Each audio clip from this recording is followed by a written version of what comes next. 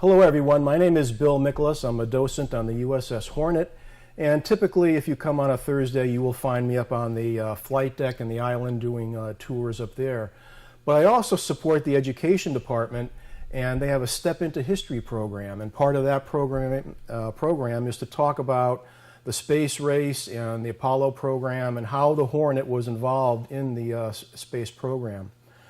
And it was kind of funny because a couple days ago I was walking around the hangar deck and I looked down and I saw these two pieces apparently of a mosaic. And interestingly enough, this piece has a picture of the Apollo 11 capsule in the water with the divers extracting the astronauts from the capsule. And this second piece of a mosaic shows the Hornet approaching Apollo 12. And interestingly enough, Apollo was the prime recovery ship for both Apollo 11 and Apollo 12. But just looking at these two pieces of the mosaic, it doesn't tell you the complete picture of how we actually got to these events. Last year on the ship we celebrated Splashdown 50, the splashdown of Apollo 11, and then we also celebrated Splashdown 12, which was the 50th anniversary of the recovery of Apollo 12. So I thought in my mind, there's a much bigger mosaic that tells the story of what happened here with the space program. And that's what we're going to do today, is tell you about that bigger mosaic of how we went from Sputnik to footprints on the moon. And it's a very interesting story. And I'm going to frame that mosaic with a very brief technical overview. So when you see some things I'm going to show you, you're going to know why they look like they look. So we're going to do that too in the beginning, and then we're going to move into the space race. So the title of this is The Space Race and How the United States Landed Apollo 11 and 12 on the Moon. Now, why do we talk about Apollo 11 and 12? Apollo 11 was the final developmental Apollo mission. Apollo 12 was the first operational mission. And that's why these two go hand in hand. And also, certainly, because Apollo 11 was the first moon landing, as you well know. So we're going to tie the end of the development phase to the start of the operational phase, and you're going to see how all that ties together. So to do this, I'm going to first start out with an introduction to satellite orbits and rocket boosters, and then we're going to get into the space race between the US and the Soviet Union. How did that start? How did we get into this competition with the Soviet Union? And at the end, we're going to talk about why the United States landed on the moon first and the Soviet Union did not. We're going to talk about the stepping stones to the lunar landing, and that was the Mercury program, the Gemini program, unmanned spacecraft that we sent to the moon to understand the moon better, and the early Apollo missions were all stepping stones that allowed Neil Armstrong to step out on the lunar surface. These are all pieces of the mosaic that I want to convey to you. Then we're going to talk in more detail about the Apollo 11 launch, moon landing, and return to Earth. And when you see the Apollo 11 Saturn lifting off, you're going to see some of the things that I'm going to talk to you about in this technical frame that's around the big mosaic.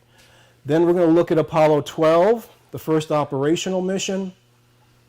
And then to tie it all together, back to the space race, we're going to talk about some pivotal events, some equipment comparisons. We have Mercury, Gemini, and Apollo. What did the Russians have? And I'm going to show you comparisons of the hardware between the two countries. And then we're going to talk about, unfortunately, some astronaut losses in both in the US and the Soviet Union.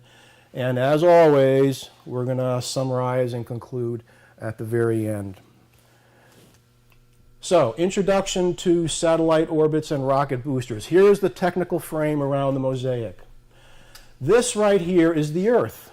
And this line going around the Earth is a satellite in a nice circular orbit going around the Earth. It's probably about 120 miles altitude. And at that altitude, you're going 17,400 miles an hour. And the period is about 90 minutes for a circular orbit.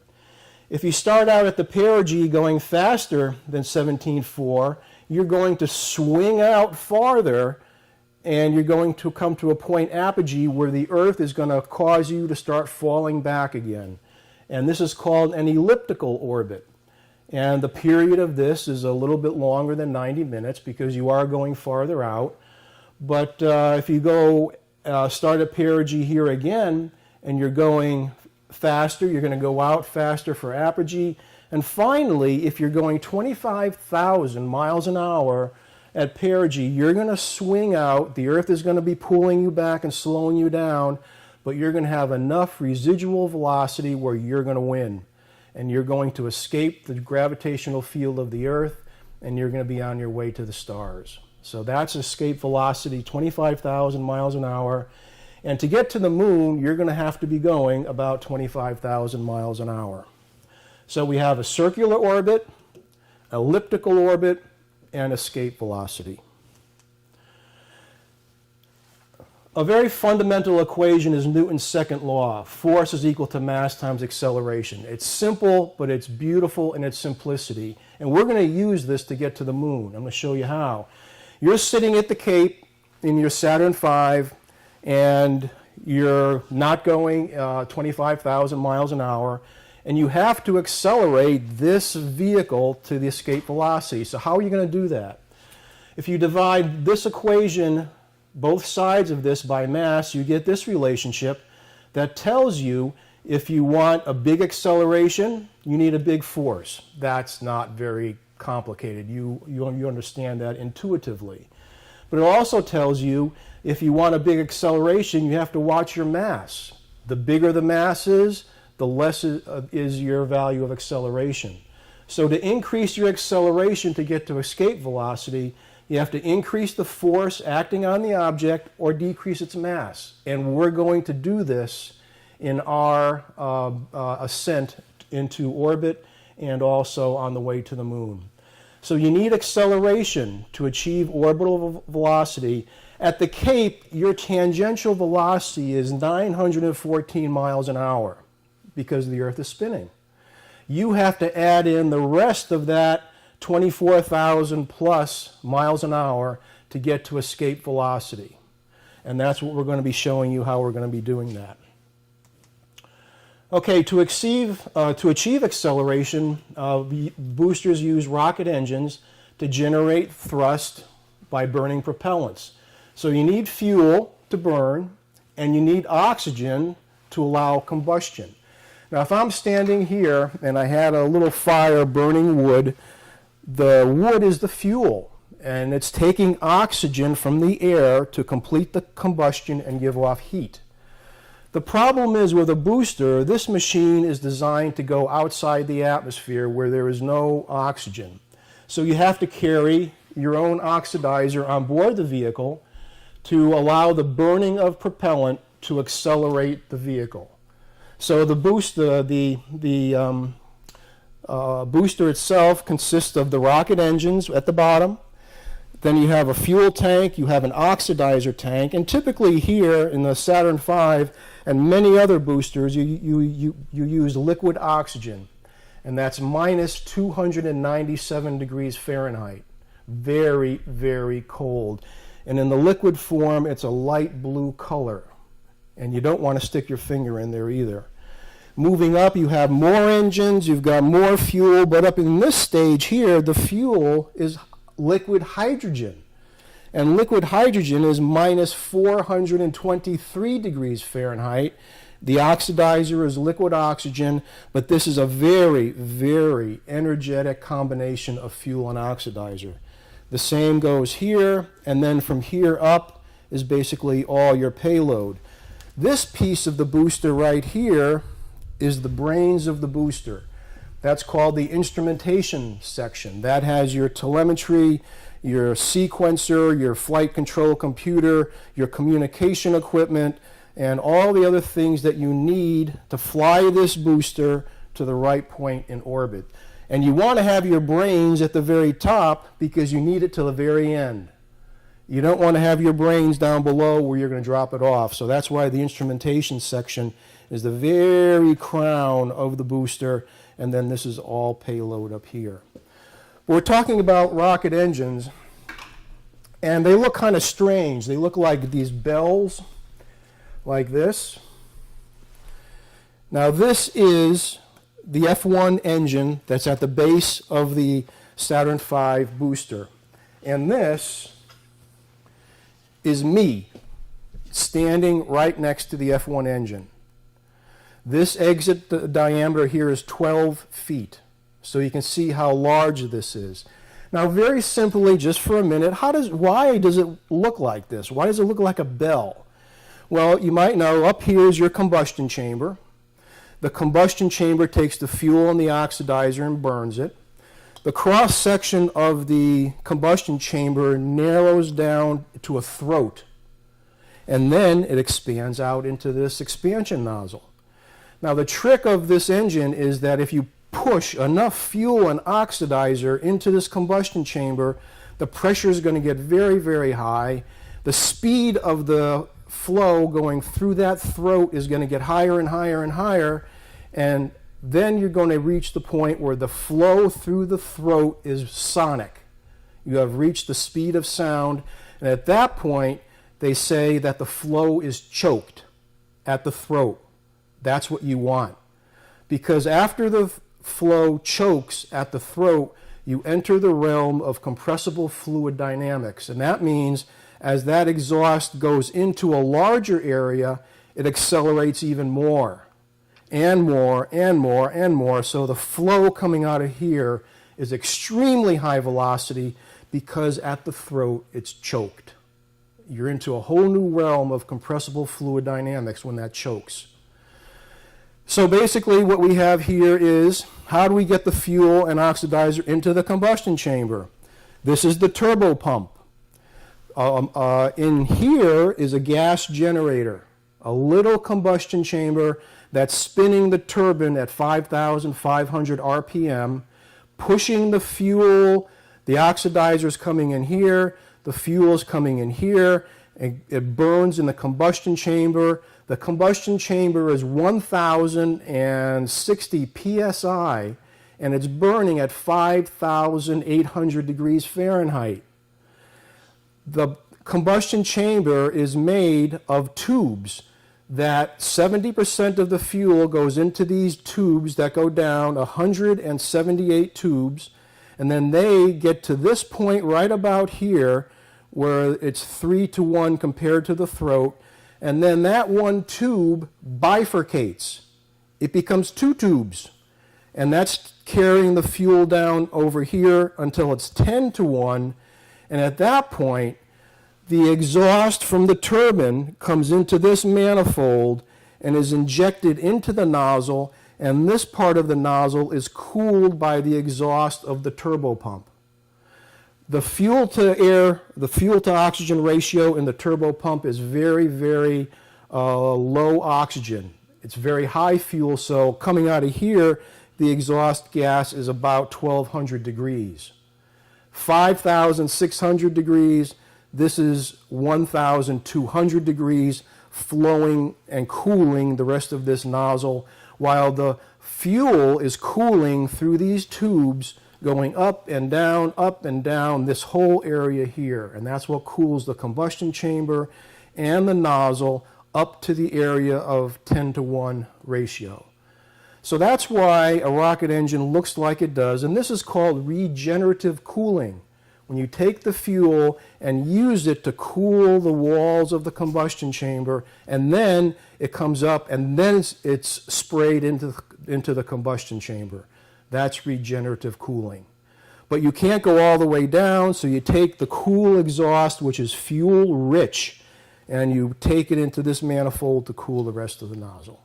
And that's how it works. And when you see the Saturn V liftoff, I'm going to show you this is the exhaust from the turbo pump, and then you see this very bright flame. That is the combustion chamber gases coming out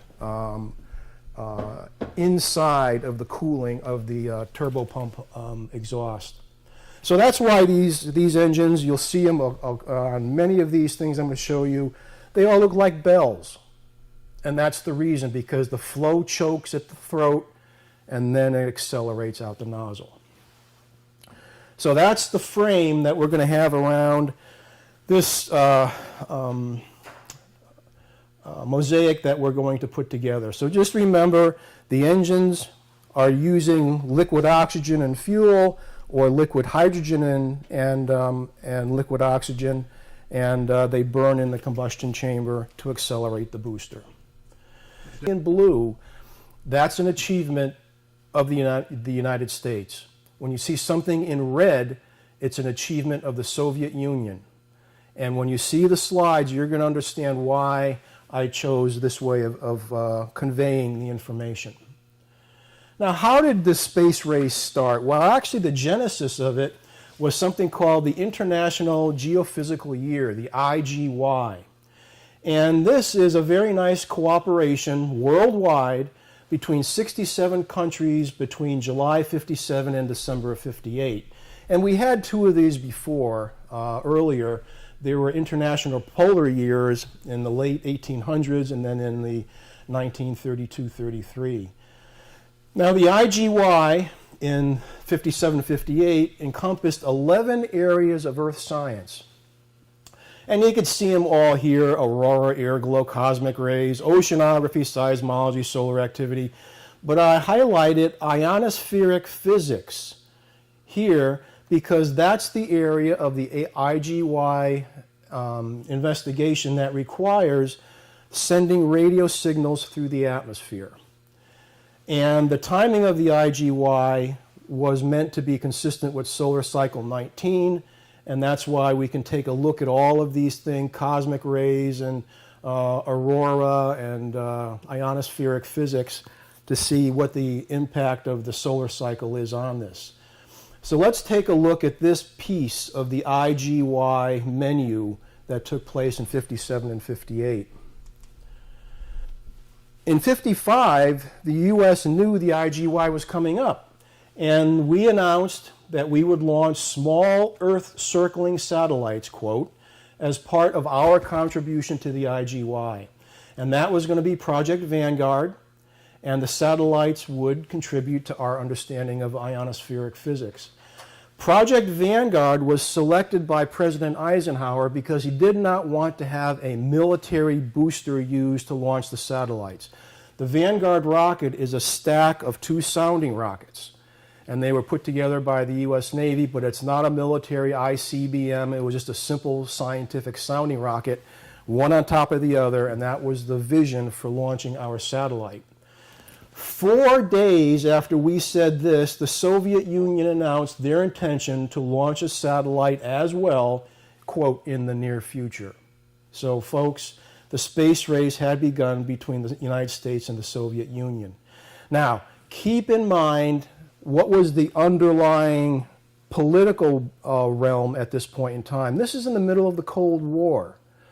We're getting into the 50s. We had the Berlin crisis in 49, which precipitated the Berlin airlift, of course the Korean War, and then we're coming up in 61, we had the Bay of Pigs, another Berlin crisis in 61, so the Cold War was really a little bit warm at this point in time, and the competition between the United States and the Soviet Union became a very politically charged thing underneath all of the wonderful accomplishments of the space program. But keep in mind that that Cold War current was always underneath the surface.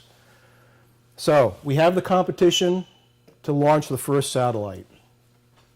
You don't have to read all of this, but here's a case where you look at the colors. These are the significant dates in the early space race. Look at all the red. And only later on do you start seeing more blue. We're getting pretty well beat in the early parts of the space race. You don't have to read all this because I'm going to take this all apart for you and show you the significance of each line. But just the message here is look at the red. And that's why we were basically taken aback by the way the Soviet Union was going forward very fast in space technology, and we were trying to catch up. So let's take a look at this first one here. The 4th of October, 57, we were trying to launch our Vanguard boosters, and they were not working. They were blowing up on the pad. They would launch and go up 10 feet, come back down, and fall over and explode. We were having no success with the Vanguard concept. Then, in October 57, the Soviets launched Sputnik 1. Now, they used this booster here. This is an R-7 intercontinental ballistic missile.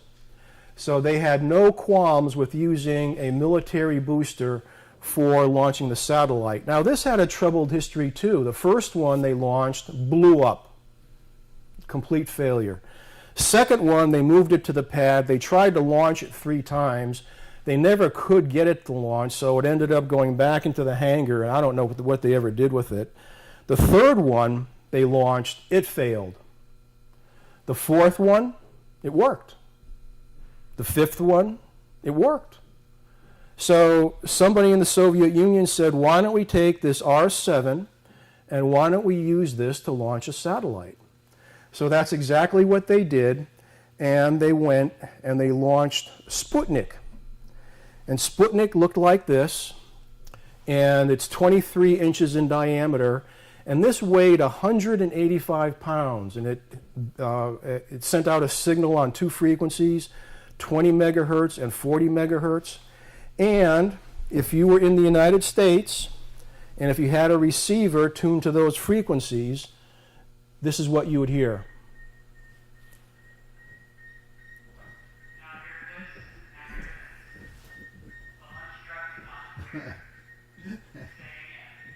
You want to go back? That is the sound of Sputnik. Now, Sputnik is not just a cosmic noisemaker. There's actually telemetry embedded in those beeps. There would be a beep of one frequency, there appears to be a gap, but the other frequency is beeping in that space, and then the first frequency, the second frequency, and the duration of the beep was telling the Russians about the temperature and pressure inside the sphere. So there was embedded very simple telemetry in those 2 beeps. They were keeping track of the temperature inside the sphere and also the pressure to make sure it wasn't punctured by a micrometeorite. So they were actually sending back information concerning the health of Sputnik. It beeped for 3 weeks, and then the batteries died, and then Sputnik came back into the atmosphere in January of 58, and it burned up in the atmosphere. In the meantime, back at the States, we're still trying to work with Vanguard. At this point in time, after Sputnik 1, Eisenhower was convinced by von Braun to use the military boosters that the U.S. had in the inventory to launch our first satellite and move away from Vanguard as the prime way to get to space. And Eisenhower said, von Braun, go do it. Okay, so they're changing course here to make a success. But look what happened next. In 1957, the Soviets launched Sputnik 2. And this time, the passenger was a small dog. The dog was called Laika. And the Russians went into the streets of Moscow, and they got 3 street dogs, Mushka, Laika, and Albina. And they thought, let's get a street dog. They're tough. They live out in the cold of Moscow. They're the best creatures we can possibly have to go into space. So unfortunately, Laika got the short straw, and she was launched in Sputnik 2. And the sad part about this was that there was never any provision provided to return Laika home. There was no return capsule. They knew she was going to perish in orbit. And we found out in 2002 that she survived for 6 to 7 hours inside her little capsule. She had food, she had water, and apparently what happened, and I'll show you this later when we look at the space vehicles, her space vehicle did not separate from the upper stage as it should have. and that prevented radiators on the bottom of her little spacecraft from looking out into space and radiating heat. So the temperature inside her little compartment rose to the point where she was stressed out, and she perished after about 6 hours. But this is the story about Laika, and if you're a dog lover, it really kind of touches you. But she was a street dog from the streets of Moscow. So after that, our first satellite goes up, and it went up on a Juno booster, which is a combination of a Jupiter C. And this is what our satellite looked like. And it's called Explorer 1. And this is 6 feet tall, about as tall as I am. And this weighs a total of 31 pounds. The instrument section is up here, and that weighs 18 pounds. And this was launched on von Braun's booster, and it's spinning at 750 revolutions per minute. And this brought back a lot of good information concerning the radiation belts around the Earth. In fact, this vehicle found the Van Allen radiation belts that we still know are out there today that we have to avoid. But this brought back a lot of really valuable information in its flight. And this was our first satellite that we launched into space, and that was called Explorer 1. Right after that, we were thinking, we're pretty good. We launched our satellite too, but Soviets came right back. Here's another red one. They launched the first man into space, Yuri Gagarin, and he completed 1 orbit of the Earth. The interesting thing about Yuri's flight is that when he was coming back through reentry, he ejected from his capsule at 23,000 feet. He did not ride his capsule all the way to the ground, and that was by design, because they had no way of slowing the capsule down enough to make a comfortable landing, so their cosmonauts always ejected from the Vostok space vehicle. Now, we wanted to have a man go into space too, but we had to prove out our boosters, so we used a chimpanzee, and this is Ham. Ham stands for Holloman Aerospace Medicine. He was trained at Holloman Air Force Base in New Mexico. And here you can see Ham. Here he is taking his training very seriously in his NASA helmet. This is Ham after he was picked up in the Atlantic after his 16-minute flight. And his flight was a strictly ballistic flight, up and then over, and then he came down. But while he was in space, he was trained to do tasks.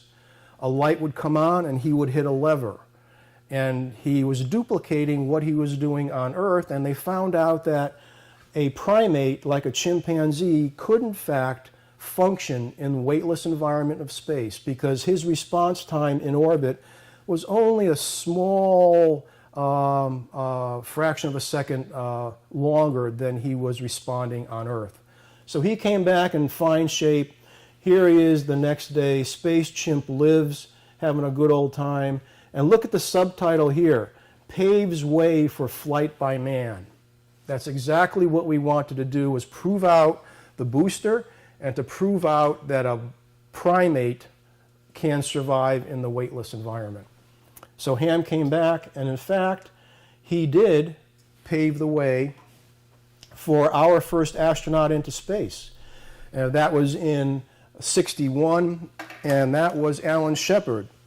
Now, Alan Shepard went up in this booster, and it's called a Redstone, and this is a modification of a Jupiter C.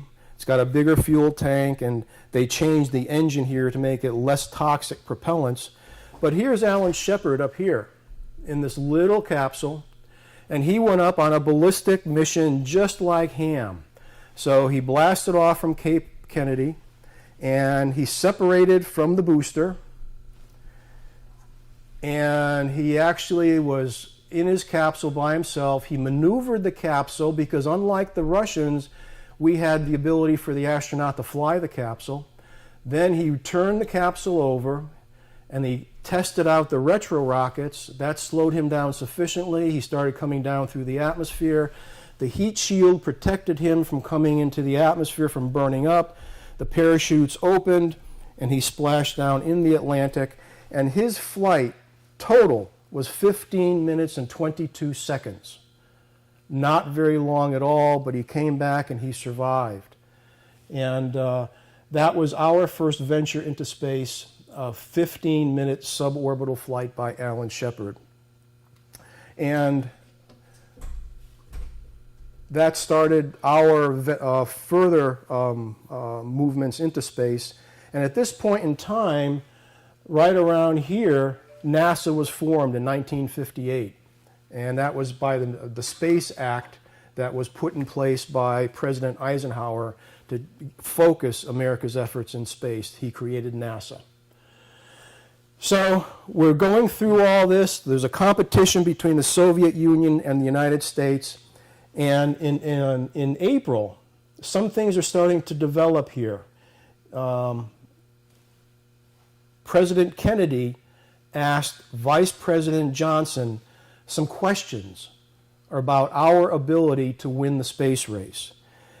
Vice President Johnson sent that letter with those questions to Wernher von Braun.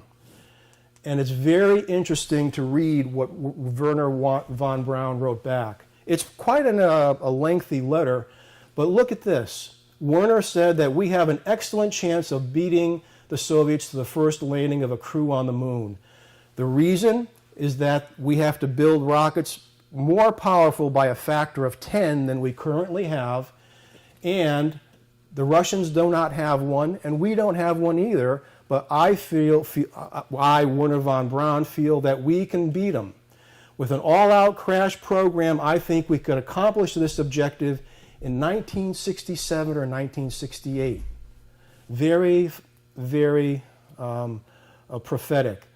This is also very critical. In my opinion, the most effective steps to improve our national stature in the space field would be to identify the fewer the better, goals in our space program as objectives of the highest national priority. And look, he wrote, for example, let's land a man on the moon in 1967 or 68. And that is on page 8 of this letter, and it goes on for one more page. So JFK got this from Vice President Johnson, and look what happened in the following month. Listen what JFK said. This nation should commit itself to achieving the goal before this decade is out of landing a man on the moon and returning him safely to the Earth. No single space project in this period will be more impressive to mankind or more important for the long-range exploration of space, and none will be so difficult or expensive to accomplish. So there is your single objective that Wernher von Braun was saying. Let's say we're going to land on the moon in 67 or 68. JFK said by the end of the decade. Highest national priority, and all of what JFK said was consistent and based on the assessment of Wernher von Braun about our ability to compete and win in a competition with the Soviet Union. So after this, again, the Soviets are still coming back at us. They sent Titov up for 1 day orbiting the Earth, and we also wanted to orbit the Earth. We sent up one more ballistic mission. Gus Grissom went up in a Mercury capsule, and then we said we're going to go orbit the moon just like the Russians did, and we have to go test out our orbiting hardware. So we sent up again a lucky chimpanzee called Enos, and he completed 2 orbits of the Earth. And Enos, I've researched, in Greek it means wine, but in Hebrew it means mankind. So there was kind of a symbolism. I think it's more the mankind aspect that they were striving for. But here's Enos, and he's going up in Mercury Atlas 5. This is a man-rated ICBM. He's up here like this, and this is Enos, a photograph of him while he was in orbit. And with Mercury Atlas 5, we proved that we had the hardware in the Atlas booster This is the Atlas booster to launch a man into space. And this is a lot bigger than the Redstone because, of course, you have to reach orbital velocities with the astronaut. So with that, with Enos back safely and the Mercury and the Atlas proved out, we went and had John Glenn complete 3 orbits of the Earth. Then, after 7 more years of space missions and competition with the Soviet Union, we finally had our first landing on the moon in 1969, consistent with what JFK challenged the nation to do back in 1961. So we're going to fill in the blank between these two right here. I don't want to make that jump without telling you the pieces of the mosaic that exist between John Glenn's achievement and the first landing on the moon. Okay. Okay, we are recording. Do it. So let's talk more about these pieces of the mosaic between John Glenn and the landing on the moon.